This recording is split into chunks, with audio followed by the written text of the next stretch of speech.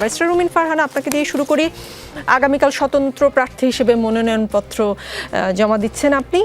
বিএনপির সাথে তাহলে আসলে আপনার এখন সম্পর্ক কি এবং কেমন? এমন একটি রাজনৈতিক দল যেখান থেকে আমার রাজনৈতিক যাত্রা শুরু হয়েছিল।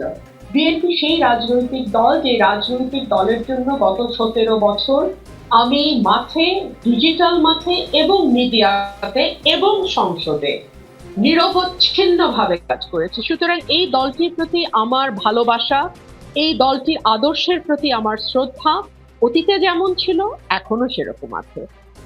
দল একটি বৃহৎ সংগঠন। বাংলাদেশের সবচেয়ে বড় দল হচ্ছে এই মুহূর্তে বাংলাদেশ জাতীয়তাবাদী দল বিএনপি।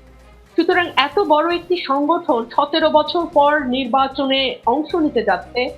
এই 17 বছর এই দলটির সঙ্গে অন্যান্য অনেকগুলো দলকে কাজ করতে হয়েছে। তারা কাজ করেছে একটা গণতান্ত্রিক সংগ্রামের যে দীর্ঘ লড়াই, এই লড়াইয়ে অন্যান্য দলগুলো বিএনপিকে সঙ্গে ছিল, বিএনপির নেতাকর্মীদের সঙ্গে ছিল এবং তারাও অনেকে মামলা হামলার শিকার হয়েছে। তো এই নির্বাচনটাকে ঘিরে যে শরিক দলগুলো বিএনপির সঙ্গে এত বছর ছিল তাদেরও কিছু প্রত্যাশা আছে। সেই প্রত্যাশা থেকেই কিন্তু অন্য শরিক যে দলগুলো তাদের কাউকে কাউকে বিএনপি আসন সমঝোতায় গেছে, আসন ছেড়ে দিয়েছে। এখন মানে ফরচুনেটলি ওর আনফরচুনেটলি আমার আসনটাও সেই শরিক আসনের মধ্যেই একটা। বাট আমার নিজের এলাকায় তো আমার একটা রাজনীতি আছে। দীর্ঘ 17 বছরের মধ্যে আমি 10 বছর এই এলাকায় কাজ করেছি। 1973 সালে আমার বাবা এই এলাকা থেকে স্বতন্ত্র নির্বাচিত হয়েছিল এবং সেই নির্বাচনটি আমার পরিবারের জন্য একটি দুঃখজনক ইতিহাস। আমার বাবা নির্বাচিত হওয়া সত্ত্বেও সেখান থেকে তাহের উদ্দিন ঠাকুরকে পরের দিন বিজয়ী ঘোষণা করা হয়। আগের দিন বাবাকে বিজয়ী ঘোষণা করা হয় আনঅফিশিয়ালি এবং বেসরকারিভাবে, পরের দিন সরকারিভাবে তাহের উদ্দিন ঠাকুরকে বিজয়ী ঘোষণা করে। তো এই আসনটির সাথে আসলে আমাদের পারিবারিক একটা ইমোশন ওতপ্রোতভাবে জড়িত। এবং আমার আজকে যে অবস্থান, আমার আজকে যে অবস্থান সেটার পেছনে আমার এলাকার হাজার হাজার নেতাকর্মীর শ্রম, ঘাম এবং তাদের যেই মানে অর্থ, সেটাও কিন্তু তারা লগ্নি করেছে গত 10 বছর আমার পেছনে। তো আমি তো তাদেরকে ফেলে দিয়ে চলে যেতে পারি না। তারা যখন আমার কাছে এসে বলে, আপা আমাদের একটাই চাওয়া, আপনাকে ইলেকশন করতেই হবে। তো আমার দলকে আমি যেমন ভালোবাসি, আমার নেতাকর্মীদেরকেও আমি ভালোবাসি। সুতরাং আমার দলের নেতাকর্মীরা যখন আমাকে বলে আপনার স্বতন্ত্র মনোনয়নপত্র কিন্তু তারা কিনেছে, ভেরি ইন্টারেস্টিং, আমার মনোনয়নপত্র আমি কিনিনি, এই টাকা আমি দেইনি, তারা কিনেছে। তো তারা যখন এটা আমার জন্য কেনে, আমি তো 10 বছর পরে তাদেরকে বলতে পারি না আই এম সরি। আপনি যেমন ইমোশনাল কথা বলেন, আবেগের জায়গার কথা বলেন, অনেকেই কিন্তু অন্য দল থেকে পদত্যাগ করে এসে বিএনপিতে লড়ছেন ধানের শীষ প্রতীকের জন্য। আর আপনি আপনার ঘরের ধানের শীষ ফেলে আপনি হাঁস মার্কায় লড়বেন বলে খবরটা শোনা যাচ্ছে। মানে ওখানেও তো এক ধরনের ইমোশন নিশ্চয়ই আপনার কাজ করে।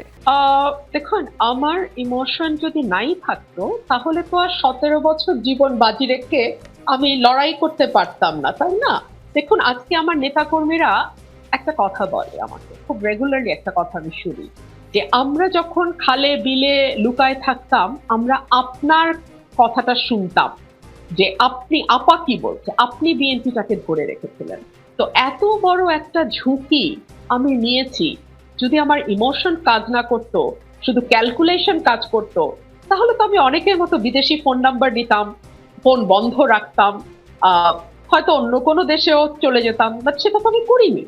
তো একটা ইমোশন না থাকলে আপনি রাজনীতিবিদ হতে পারবেন না। অনেকে বলে রাজনীতিতে ইমোশন কাজ করে না, আবেগ চলে না। আমি মনে করি আবেগ ছাড়া রাজনীতি হয় না। যদি আপনি আবেগ ছাড়া রাজনীতি করতে আসেন তাহলে আপনি ব্যবসা করতে বসেছেন। রাজনীতিটা আমার পরিবারে ব্যবসা না, আমার পরিবারে এটা ভালোবাসা, বিশ্বাস এবং আস্থার একটা নাম রাজনীতি। তো আমার পক্ষে আবেগ বাদ দিয়ে ব্যবসা করা সম্ভব না। আপনাদের ভারপ্রাপ্ত চেয়ারম্যান যখন দেশের বাইরে ছিলেন তখন একটা বিষয় ছিল যে লং ডিস্টেন্স একটা রিলেশনশিপ ছিল আপনাদের কর্মীদের সাথে, আপনাদের নেতা কর্মীদের সঙ্গে, কিন্তু এখন তো তিনি দেশে এসছেন। আপনার যে আবেগের কথা বলছেন, আপনার কর্মীদের যে আবেগের কথা বলছেন, তার সঙ্গে সরাসরি দেখা করে কি আসলে আপনি এই যদি বলি সমস্যা বা সম্ভাবনা সেটা সলভ করার কোনো ধরনের কোনো চেষ্টা কি আপনি করেছেন? উনি তো মাত্রই দেশে এসছেন এবং আমি নিশ্চিত আমাদের ভারপ্রাপ্ত চেয়ারম্যান জনাব তারেক রহমান সাহেব উনি দীর্ঘ 17 বছর অত্যন্ত দক্ষতার সঙ্গে দূরে থেকেও দলকে ঐক্যবদ্ধ রেখেছেন, সংগঠিত রেখেছেন, দলের নেতাকর্মীদেরকে চাঙ্গা রেখেছেন।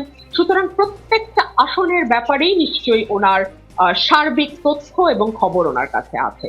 তারপরেও যদি উনি কোথাও বাধ্য হন জোটকে দিতে বা কোনো আসনে সমঝোতা করতে, সেটা আমাদেরকে মেনে নিতে হবে এবং সেটা আমরা বুঝতে হবে যে উনি নিশ্চয়ই বাধ্য হয়ে এটি করছেন।